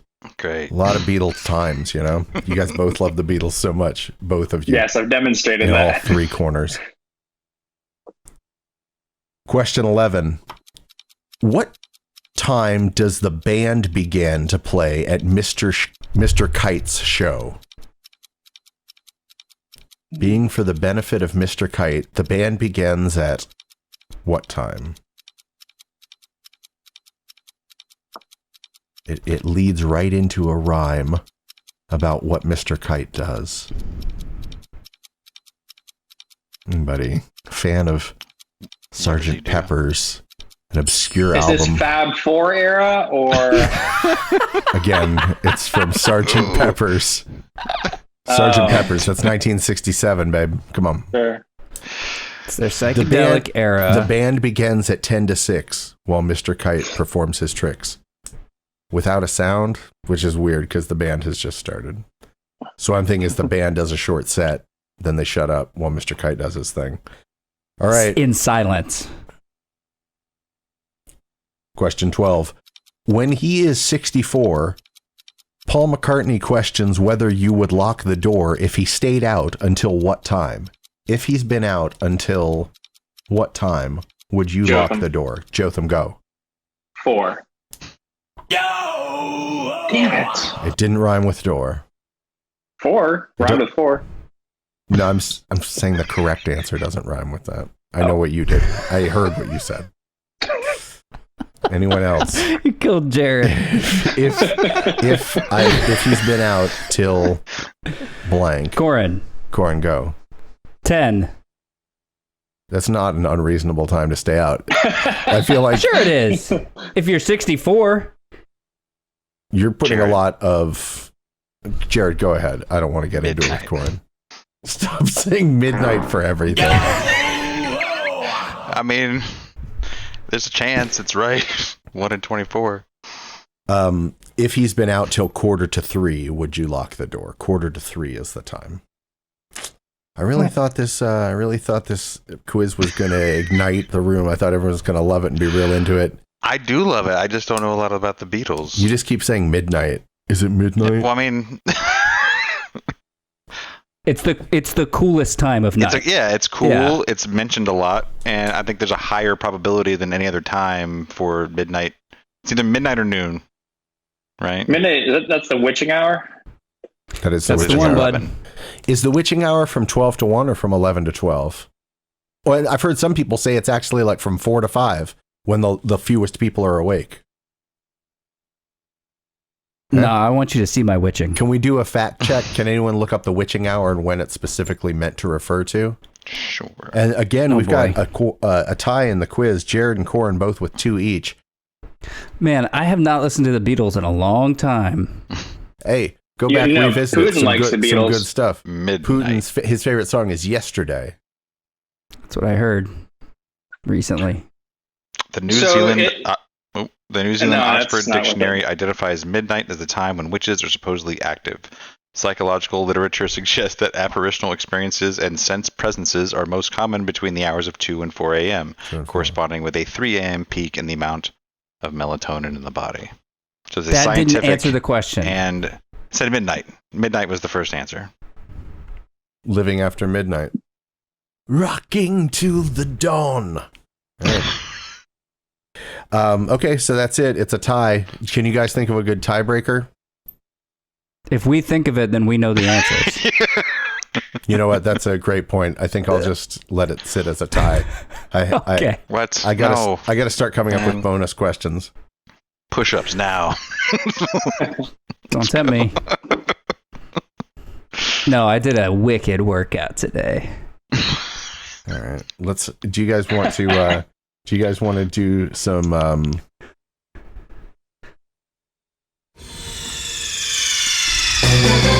Jared will go first. Who? Jared, do you have any news? Yes, Lincoln, Nebraska resident Andrew Christensen spoke during the public comment period. The meeting spoke passionately at a recent city council meeting about the improper use of a term used in restaurants and bars across the world, the term being boneless chicken wings. He spoke during the public comment period of the meeting, encouraging society to rebrand the popular food item. Lincoln has the opportunity to be a social leader in this county, said Christensen. We have been casually ignoring the problem that has gotten out of control, so out of control that our children are casually throwing around names and words without even understanding the true meaning. The man proposed that Lincoln remove the term boneless chicken wings from our menus and from our hearts. He went on to list the reasons why and offered a list of alternative words to describe the chicken product. Alternative names included buffalo-style chicken tenders and saucy nugs. We've been living in a lie for far too long, and we know it because we feel it in our bones, said Christensen. So, did you watch the video? I did not watch the video. So I watched the video, and it's very, Parks and Rec. Like, the guy goes in there, stone cold, plays it straight. Yeah. When he delivers the line, like, boneless chicken wings, when that's like, everybody realizes what it's about, they start laughing, and he's like, no. And he tries to silence the room. And then another thing I noticed that the article didn't say is the alternate name. So he's buffalo-style chicken tenders, saucy nugs. He also mentioned wet tenders or trash. Trash? You could call him trash because he hates them. So it's not just about... See, okay, this is where he and I split. I'm all in favor of coming up with a better term for it than boneless chicken wings, because they're not wings. They're just pressed chicken product, or possibly tenders. But to call them trash... separated. Hey, take it easy. Some of those machines do a really good job. Because I'm a big fan of boneless chicken. You know why? Because when I eat food, I want a large percentage of it to be stuff that I can actually eat, not just bones that I'm going to throw away. You want to talk about trash, talk about all the stuff that you don't eat on a chicken wing. And people talk about, oh, chicken wings are so good, the meat's so good, blah, blah, blah. It's a lot of work. It's like eating crab's legs. You gotta you gotta pick off all this meat just to get like a little handful of it. I mean, not that I eat it by the handful. You just eat it off. You get what I'm saying. But then you end up You can save it up. You end up throwing away one at a 2/3 of time the and not a weight. handful. You throw away 2/3 of the weight. There's just trash bones. Although one time I brought this up, and I think our friend James Bess may have said it's extremely insulting to the chicken to refer to its bones as trash. But by the time it's gotten to that point, I feel like the chicken is beyond being offended by that. But yeah, boneless chicken forever. Wings go to hell. Bone in. Yeah, of course give me you the do. bones. I'll eat the crabs. They're delicious. I'll eat the chicken crabs. Okay, I'll eat Chicken them all. bones. but I'm completely in favor of boneless chicken products. Yeah, I kind of feel the same way. I feel like I have a kindred spirit here. You know, my crusade against the grilled cheese, like not calling things that aren't grilled cheeses grilled cheeses. So I feel like me and this guy could probably, pal I around. feel like you have a more like genuine hate for the word grilled cheese when it's not appropriate. I feel like this guy's okay. I don't have a hate for the word grilled cheese. I just have a hate for when people call things grilled cheeses. I love grilled cheese. I love the word grilled cheese. Corn I is do not playing- like it when Corn people is playing misrepresent it. Jared like a fiddle. He's getting him, he's getting riled up just the way he wanted to. Make him lose it on camera. And another thing. I think this guy was just testing out new material. yeah, that's what it. It probably He couldn't is. hack it at the local comedy club, so he went to the government open Lincoln, meeting. Nebraska There were like 3 committee people meeting. in the audience. Yeah. There was a question that they didn't play on My Brother, and Me. A question they didn't play? What? Oh, are boneless wings? Yeah. But they're not wings. They're Anyway, wings if we call them wings. The drumsticks aren't wings either, but we call that chicken wings. no, we don't. Those are drumettes. The fuck But when is you this? order They're part of chicken the wing. wings, They're included. Yeah, yeah. if you get the whole Those are flapper. bonus. Not in my America. Okay. Now the drumettes I can get down with a little more because they're not as complicated. Wings have all not these like complicated. extra Get your hiding technique down. places. It's one motion. Like Yeah, just put the whole thing in your mouth, spit out the bones like sunflower seeds. Yeah, or just crunch through them. yeah. That marrow's good. Pretend like you're one of those like the one person in every like 80s teen comedy who is like an athlete, seemed like kind of like a subhuman Neanderthal type, and it's like we'll just Eating a glass that he's drinking out of, like something like that. he To gets show how the tough he wings and he is. just bites them in half. He doesn't know any better. That's how Jared eats. I would ask Jotham what's in the news, but I feel like Jotham got his news taken. You got upset when Jared started his story. Was that your story too? I like that one. Well, I got a couple do have spares if you another need one. one. Ooh, Yeah, I hear got that? so in. I did hear that. Thank you, Jared. In Los Angeles, the FBI will be investigating an incident that took place near the LA International Airport after an American Airlines pilot reported seeing a mystery person in a jetpack flying in the path of oncoming jets Sunday evening. The I pilot read this one reported, too. yeah, via radio that seeing a quote guy in a jetpack, end quote. Don't know why that was in quotes, but he was approaching LAX at about 3,000 feet and 10 miles out for a landing. And then a second pilot also saw the incident. And people seem to think that based on visual flight rules, meaning there was plenty of visibility and it wasn't dark at night, that this was, they believe the pilot's reports. But I guess it's just uncommon that like the jetpack being so high up, like you guys, I mean, you've seen videos where like there are guys like 40 feet over the water, Yeah, or they don't you know, go just over it. kind of hovering. But like that's really high because up they're there. extremely dangerous. Because if they go any higher, they just kind of like detonate. Like Yeah, if they're on for too I've long. seen the Rocketeer. You know the But risks. so they didn't verify. Did they verify it? Because is that why they put it in well, the quotes? Because they FBI didn't is- verify it that it was a FBI guy is on a. Going to investigate it, Oh. but It was I deemed think like plausible. the people they've talked to seem to believe it to be real. So I wonder how long it'll be before we've got some good consumer grade jetpacks that can fly at 3,000 feet. Can't be too far off. Just something you I can want to point target. out. I want to point out the best thing about this story that Jotham left out was the radio chatter between the plane and the tower, which was, they said, tower, we just saw the guy pass by us.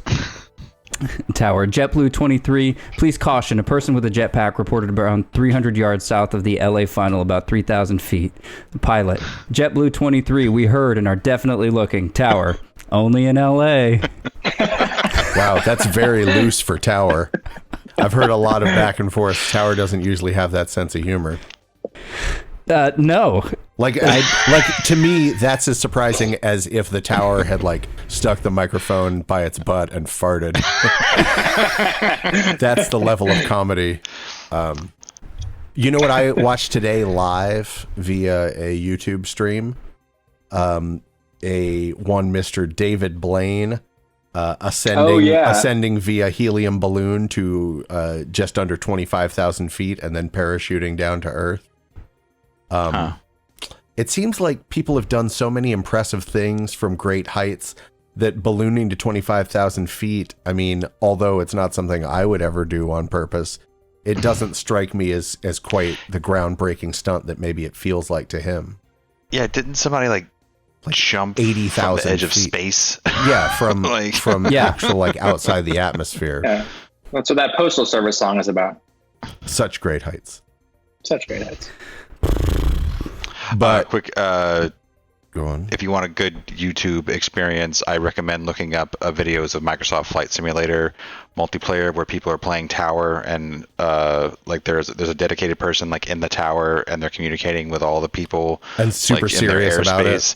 They play it so straight and serious, and even when people come in to try to troll the guys just react so coolly and never get tilted. They never really show any emotion, but just to hear how smooth those guys talk is really funny. I highly recommend watching those. I always love picking up new terminology that describes things in very precise ways. But it could be anywhere. Like at the public pool, they have certain areas of the pool where there's no ledge to drop in. It's just a smooth ramp. And that is called a zero depth entry. I love that. I love anything like that where you have a term that describes a common situation, but with a certain amount of precision. So I try to collect those. I can't come up with any others, but that zero depth entry. That sounds like an avant-garde hip hop album. Yo, Anti-Pop Consortium bringing the zero depth entry. Yeah. But yeah, try and look for some stuff like that. Zero depth entry. Corin, what's in the news with you? Well, if either of you have second stories, I suggest you go first because my story has a related game that comes afterward. I love this. Yay.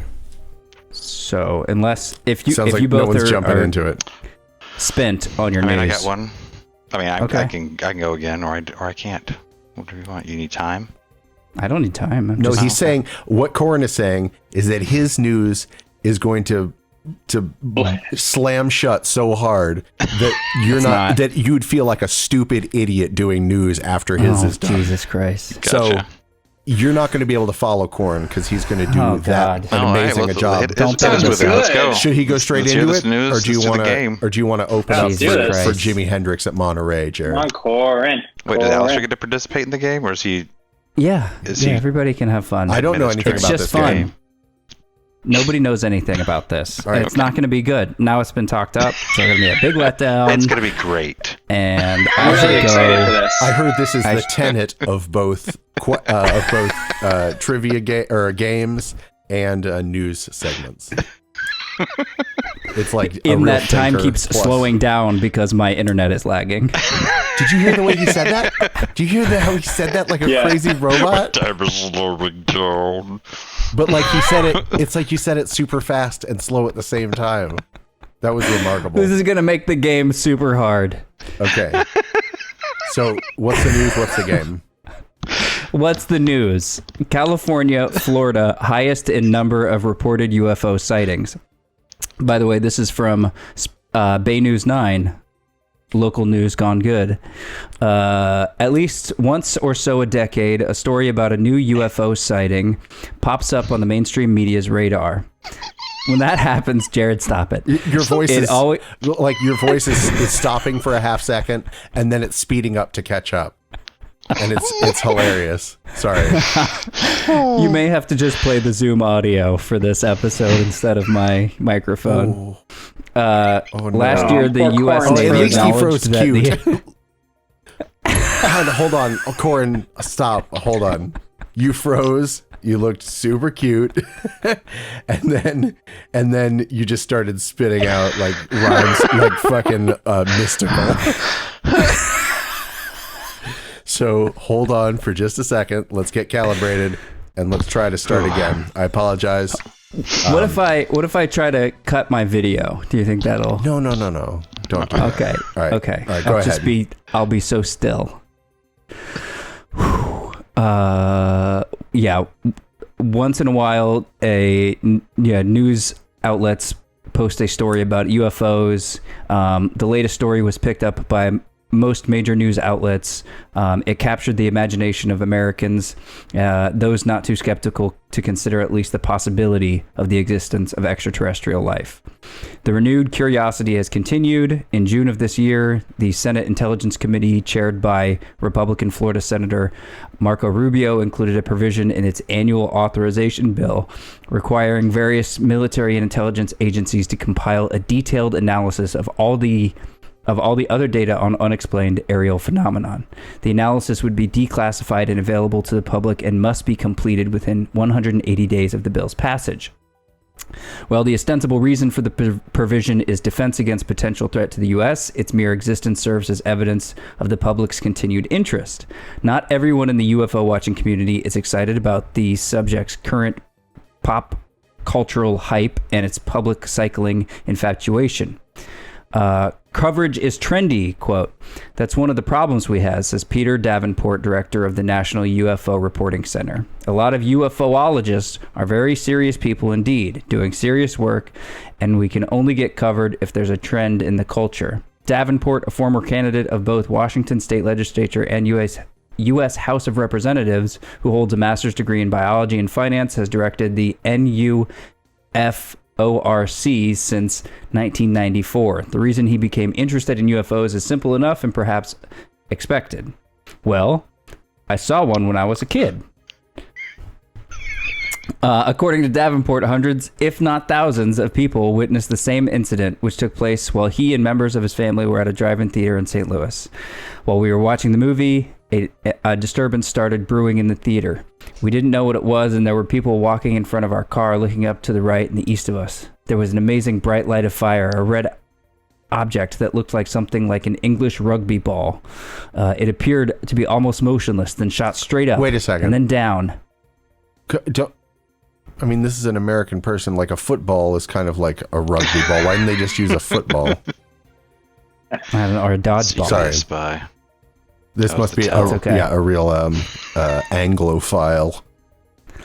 The big point of the story is that two states, California and Florida, are the U.S. states that boast far and away the highest number of reported sightings of UFOs, with 10,015 and 5,602 respectively. Given that both states are known for a lot of aerodynamic and space exploration research, one might assume that many of these sightings are in fact mistaken identity, as with SpaceX recent deployed Starlink broadband satellites. Talking about experimental aircraft. So they have included links in this story to the UFO sighting reports, and I have a few of them that I have transcribed here, and you can guess which ones are from Florida and which ones are from California. Cool. The two highest reporting states. Shall I begin? Please do. Okay. 8/18/20. I walked outside to smoke, and I just looked up to the tree to the tree line after lighting my cigarette and noticed large bright lights through the trees. Upon seeing the object, I was a little startled because it had no sound. It took a second to realize that it wasn't making any noise. Alistair. Once I came... Well, I Go just want to ahead. say, just based on geography, I feel like we have more of a tree line than a lot of California. I'm going to say it's I was Florida. basing it on smoking. Yeah, I was gonna say smoking. They don't smoke in California unless it's weed. Maybe he's smoking weed. I don't know. You ever been to Riverside, brother? What? I don't I know don't much. get that joke. I know that, like, you know, that you get to like Bakersfield and in interior Oh. California is real meth country. I thought you were talking about my But employer. it's more deserty than Riverside Recovery. That's right. Oh, right on. Big shout out. Just put you on blast. Yeah. Okay. Second one. Wait, Went who outside won? to answer. Oh, you did. That was from Florida. Oh, hell yeah. Yeah. Went outside to answer a call from my mother. Looked up and saw a white orb-shaped craft about the size of the moon, moving in a zigzag formation. I've seen planes and satellites my whole life, but this was bizarre. I told my mother what I was seeing because she was directing me to go outside and watch the meteor shower. Quite a shock, to say the least, and then I went to bed. Next morning, told my son, and he suggested we report it here. Zip-zagging around. Florida, yeah. Maybe he was trying to get away from an alligator and it went in a zip-zag pattern. Yeah, don't forget to zigzag. Zip zap. Jotham, is that your final answer? Oh, yeah. No, it's California. Oh, Big time wrong. Yeah. All right. Here's the next one. I was walking towards. Oh, sorry. Me and my friends were out. I was walking towards a UFO. Disneyland. Me and my friends were outside smoking, and I looked up and said, "Look at that!" It was 3 lights flashing in sync, but was spread out. Okay, bear with me. But was Florida. spread out to be a plane and headed north to south direction. The movement was in so much sync that it curved, and all 3 remained in sync, flashing the whole time, and the sky was flashing a bluish light for a few days prior, and we couldn't see it anymore. The flashing stopped, no sound, and smooth sailing, and changed direction, all in sync, white flashing lights in sync too. Did you guys notice I just disappeared? Yes. Whoa. Is that Heathcliff? Oh, that might be. Looking for the phone. It sounds very Florida because they were having a real hard time, like kind of precisely describing the circumstances. Smoking. Yeah. Did they use, when you said 2, when you emphasized 2, does that mean it was the number 2? No. That they wrote it as the number 2? I was emphasizing it because I had a hard time reading that sentence as it was written. In So is sync, it- but was spread out to be a plane. I think they meant too far. to be forgotten. Maybe it was too far to be a plane. I think that's what they meant. One more. Please. Wait, what was that? That was Florida. Florida. I'm 8, gonna 9, give 20. myself a point. I was in the hot tub with my mom looking at the stars when we saw. Come on. Tubbing with mom. This is great. I was in the hot tub with my mom looking at the stars when we saw the lights in the triangle shape glide across the sky and then hover up. That's the title of this, and then there's an explanation below. that's the subject. Yeah. That's good. Me and my mom were relaxing in the hot tub, looking up at the sky, hoping to see a shooting star. There were a lot of tall trees and to the left of us, and from over the trees, we saw one bright light. At first, my mom thought it was a satellite, until 2 more bright lights followed behind it, making a triangle shape. Me and my mom could clearly see the shape of a triangle in the sky.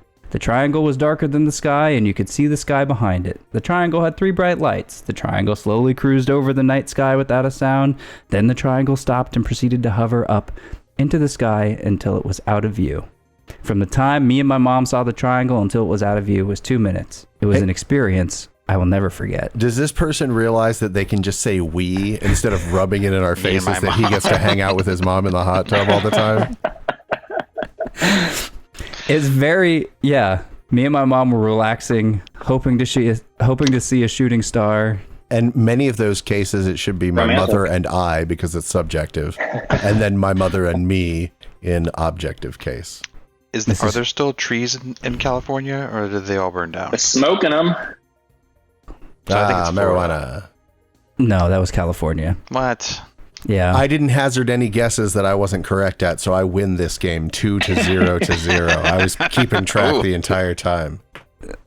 Someone was keeping score. Yeah. I just said it was me. The clues were if they were outside smoking, it was Florida, and if their mom was involved, it was California. That's the tell. Yeah, and that was my game. That was a tremendous game and a tremendous round of news. Guys, I think at that, it's time to wrap it up for the night. So we're going to hear a little more music after this. We have started, I didn't mention that at the top of the show, that would have been interesting or good to do as well. We started keeping a Spotify playlist that revolves on a weekly basis. Just some of our current listening or just, what we feel like putting in the playlist the same way we would have on the radio show back in the WMNF days. So keep an eye on our Spotify page, search for the GNC show, and check out the Grand National Championships playlist. That will be an entry that is the current week's podcast episode, and then a bunch of hits underneath. This week we're also going to have some selections by Billy Summer at the top of the list, and then ones from each of us. Basically 6 picks from each of us. Maybe you can guess whose is whose. Maybe we'll make that a contest. Someone can call in and guess whose picks are which. Guys, do you have anything to tell the people about to wrap things up? Anything? Any old business? Any new business? Like, subscribe, review, tell your friends. Enjoy your Labor Day weekend. Is that coming up? That too. Keep on trucking. This weekend. You guys all hit your catchphrases. I like it. All right. So for Jotham Fady and Jared McLeod and Corin Atchison, I'm Alistair St. Hill. Everyone have a splendid day, week, and lifetime ahead. Goodbye, everybody. Goodbye, goodbye, goodbye, goodbye.